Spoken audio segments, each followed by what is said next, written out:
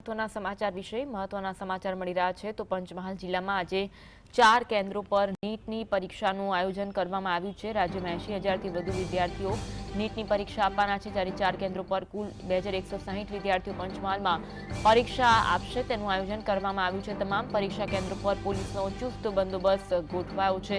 આજે ગુજરાતને 80,000થી વધુ નીટની પરીક્ષા આપવાના છે વિદ્યાર્થીઓ, જ્યારે પરીક્ષા કેન્દ્રો પર બાયોમેટ્રિક વેરિફિકેશન બાદ પરીક્ષાર્થીને પ્રવેશ આપવામાં આવશે।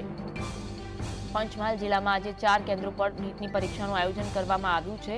આ વખતે પ્રથમવાર સૌથી વધુ ચુસ્ત સુરક્ષા વ્યવસ્થા વચ્ચે સરકારી સંસ્થાઓમાં નીટનું આયોજન કરવામાં આવ્યું છે અને સ્ટુડન્ટ્સને પરીક્ષાના 2 કલાક પહેલા એન્ટ્રી આપી દેવામાં આવશે। તમામ પરીક્ષા કેન્દ્રો પર પોલીસનો ચુસ્ત બંદોબસ્ત છે। નીટની પરીક્ષા દેશભરમાં આજે લેવાનાર છે।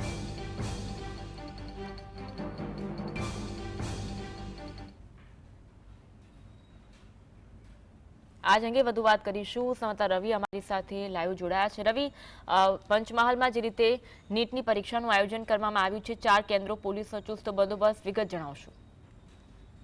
ચોક્કસથી મેડિકલ ક્ષેત્રે મહત્વની ગણાતી આજે નીટની એક્ઝામ છે તે આજે લેવાઈ રહી છે। પંચમહાલમાં 4 જેટલા કેન્દ્રો પર આ પરીક્ષાનું જે આયોજન છે તે કરવામાં આવ્યું છે। હું આપણે સીધા દ્રશ્ય બતાવું કે આ ગોધરાના સેન્ટ આલોના દ્રશ્ય છે। સેન્ટર ફરવાયું છે અને પરીક્ષા કેન્દ્ર પર વહેલી સવારથી જ જે વિદ્યાર્થીઓ છે તે આવી પહોંચ્યા છે। 11 વાગે આ વિદ્યાર્થીઓને અંદર પ્રવેશ આપવામાં આવશે ને 2 વાગે પેપર છે તે પરીક્ષા લેવામાં આવશે। ખાસ કરીને વાત કરવામાં આવે તો નીટની પરીક્ષાને લઈને પોલીસનો પણ જે ચાપતો બંદોબસ્ત તે જોવા મળી રહ્યો છે।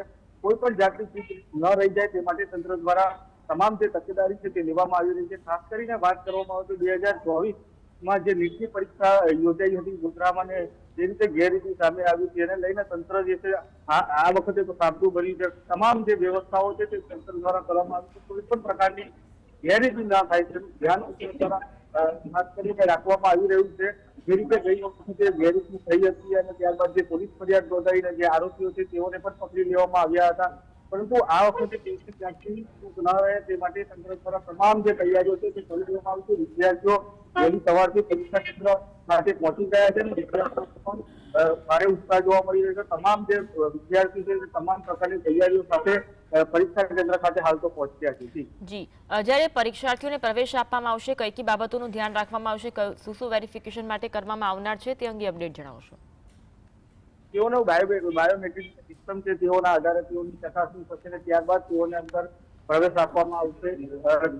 જે પરીક્ષાનો અધ્યક્ષ છે તમામ જે પોલીસ સ્ટાફ છે તમામ જે પરીક્ષાર્થીઓને કોઈ પણ વસ્તુ અંદર લઈ નહીં જશે, પેન પણ વિદ્યાર્થી અંદર લઈ નહીં જઈ શકે, કારણ કે પરીક્ષા કેન્દ્રમાં જ તેઓને પેન આપવામાં આવશે। તે પ્રકારના જે નિયમો છે તે કડક કરી દેવામાં આવ્યા છે અને અંદર કોઈ પણ વસ્તુ અંદર વિદ્યાર્થી લઈ નહીં જશે તે પ્રકારની ગાઈડલાઈન છે તે જિલ્લા કલેક્ટર દ્વારા બહાર પાડવામાં આવી છે।